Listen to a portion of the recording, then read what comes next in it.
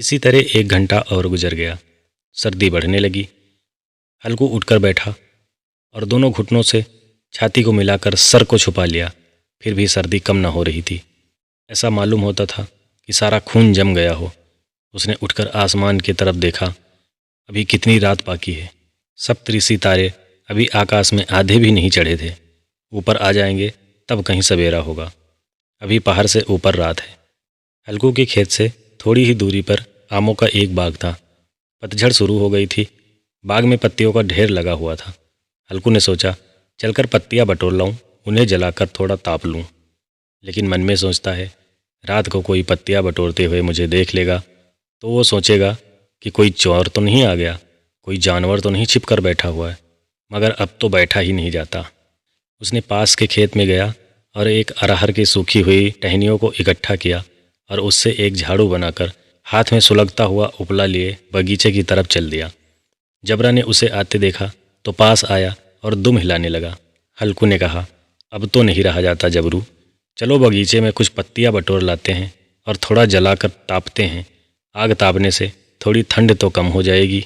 जबरा भी कू कू करने लगा और दोनों ही बगीचे की ओर चल दिए।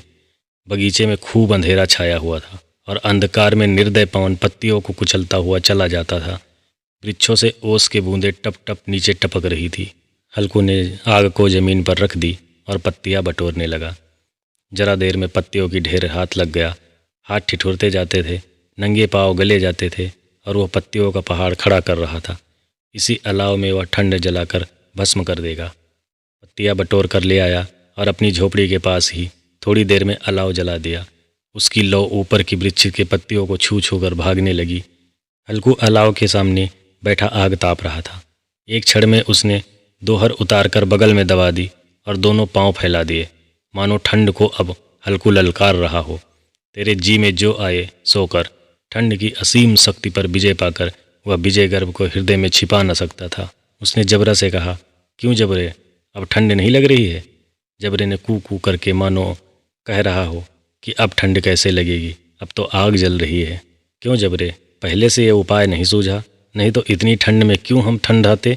जबरे ने भी हाँ में पूछ हिला दिया।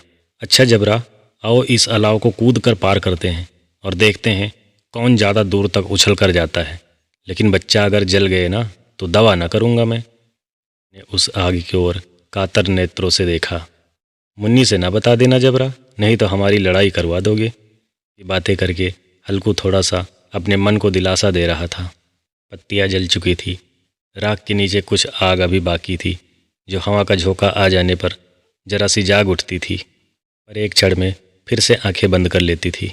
हल्कू ने फिर से चादर ओढ़ ली और गर्म राख के पास एक बैठा गीत गुनगुनाने लगा। उसके बदन में गर्मी आ गई थी, पर ज्यों ज्यों शीत बढ़ती जाती थी उसे आलस दबाए लेता था।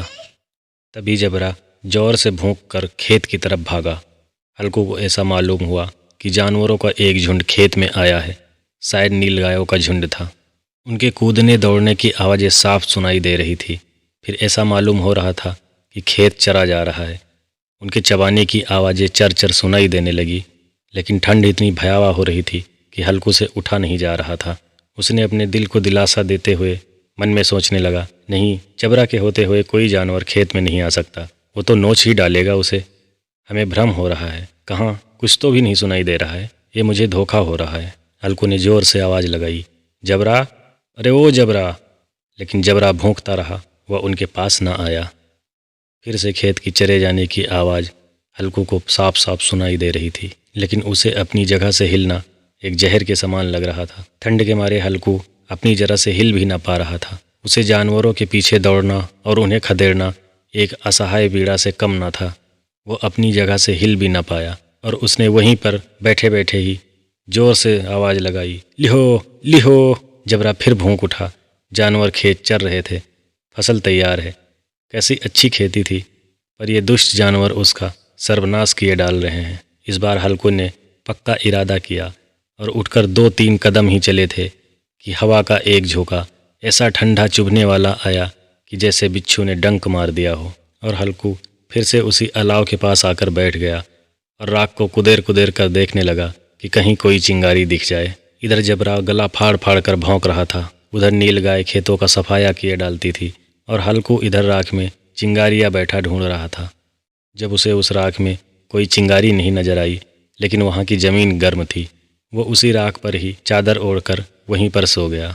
वो गर्म राख हल्कू को इतना सुकून दे रही थी कि पता ही नहीं चला उसकी कब आंख लग गई। सवेरे जब उसकी आंख खुली तो देखा चारों तरफ धूप फैल रही है और मुन्नी ज़ोर ज़ोर से कह रही है, क्या आज सोते ही रहोगे?